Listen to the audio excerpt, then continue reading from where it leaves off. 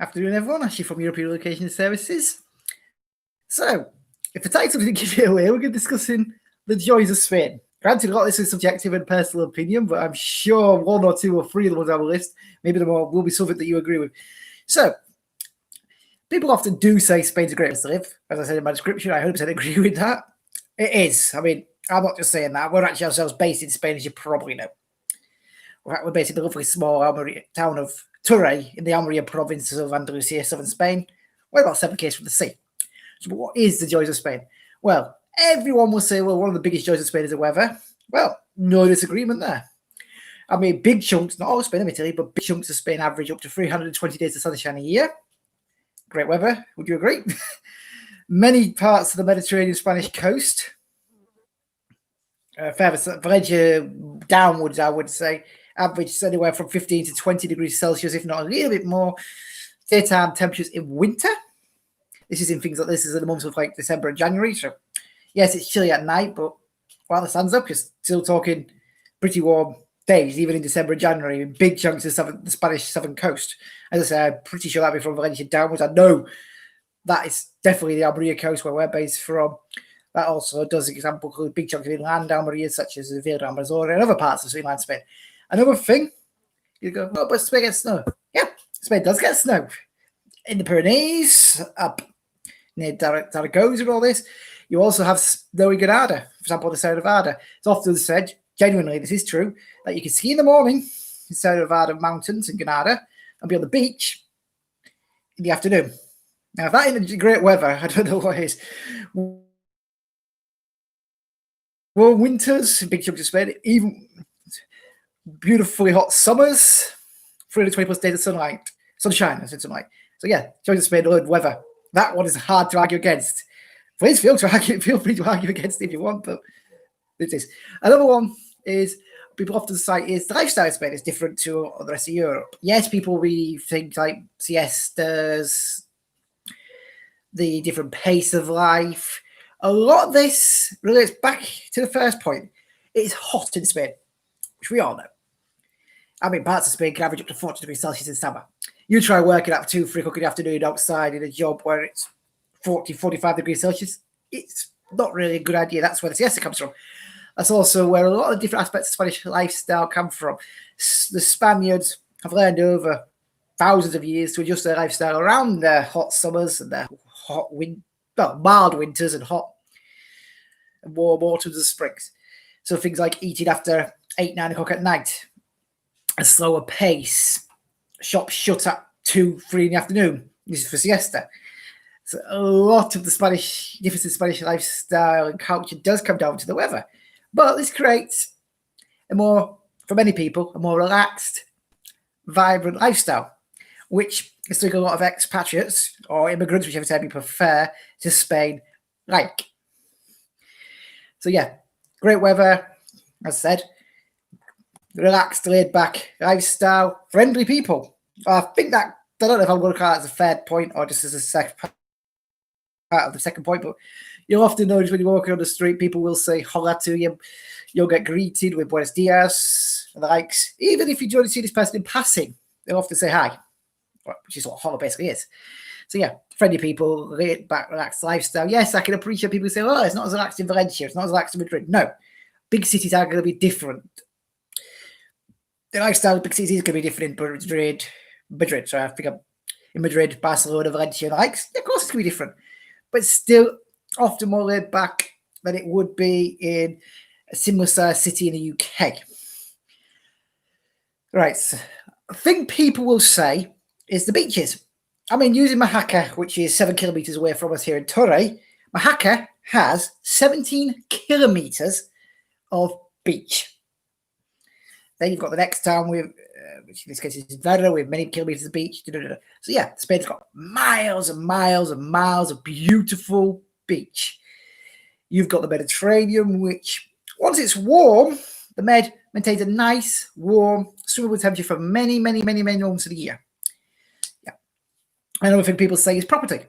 You could often get, for less money, this is once you convert from the euro, yes, but for less money, often, a bigger house with better facilities often is made than you would for the similar sort of money or even more money where you came from in the UK.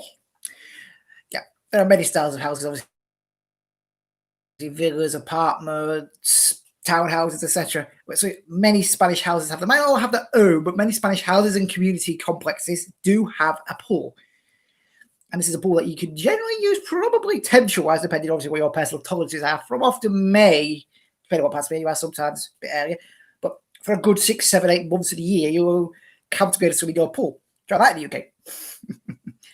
So yeah, that I suppose relates back to great weather as well. But yeah, often lower property prices enable you to buy larger, better equipped properties than you would for similar sort of money you could in the UK. Is often the case over here in Spain.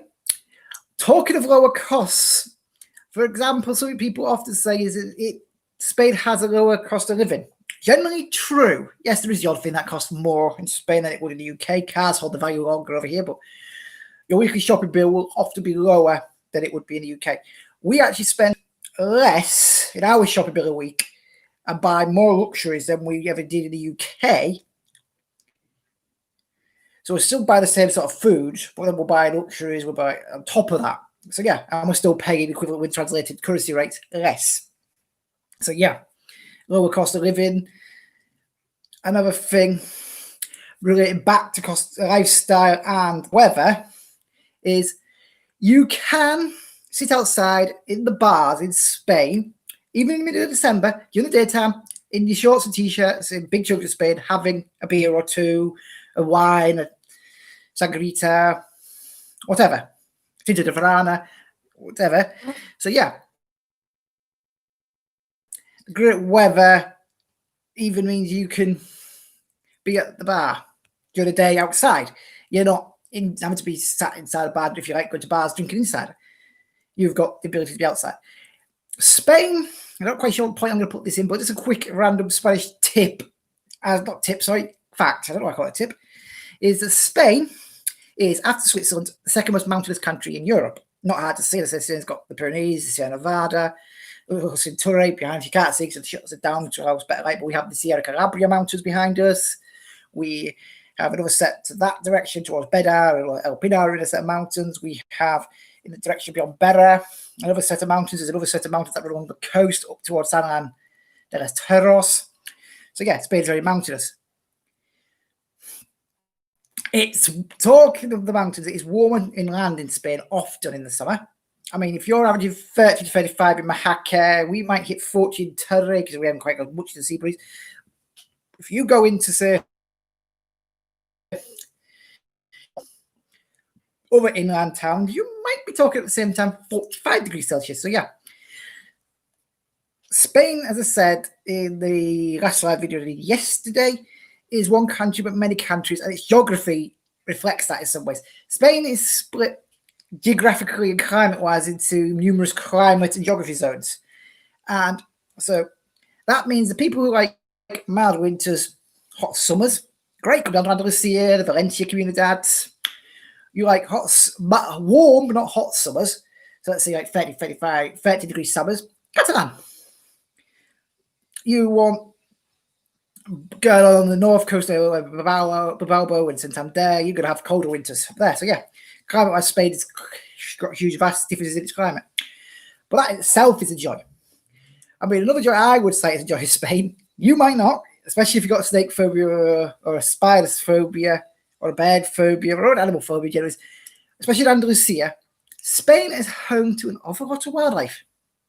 You've got wild boar, you've got across the country 13 separate species of snake. This is over 1,700 species of spider. You've got God knows how many fish in the Med. And yes, you do, if you're fortunate, get to see dolphins, turtles, eels. We have to go diving for the latter one, I would imagine. But yeah. So wildlife, birds. I mean, you've got vultures, eagles, kestrels, all sorts. I mean, the wildlife's brilliant here too. We've even got ibex.